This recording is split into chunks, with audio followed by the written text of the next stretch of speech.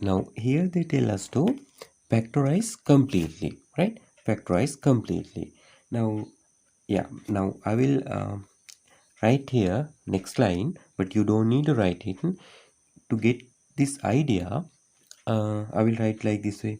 Here 3 into, this is, you can think, x into x square. Can no, x cube mean x into x square.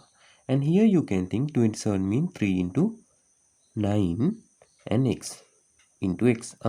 Like this way you can think in your mind. Then what are the common for this both place? Now always we tell, when you have to factorize, find the common thing first of all.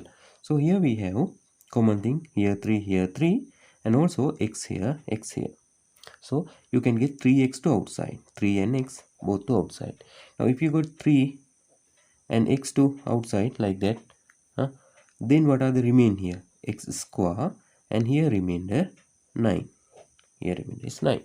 Now if you did till to here, you will not get complete marks because they tell factorize completely. This is the part of this question. Now here you can see again we have difference of 2 square. So you must do that part also.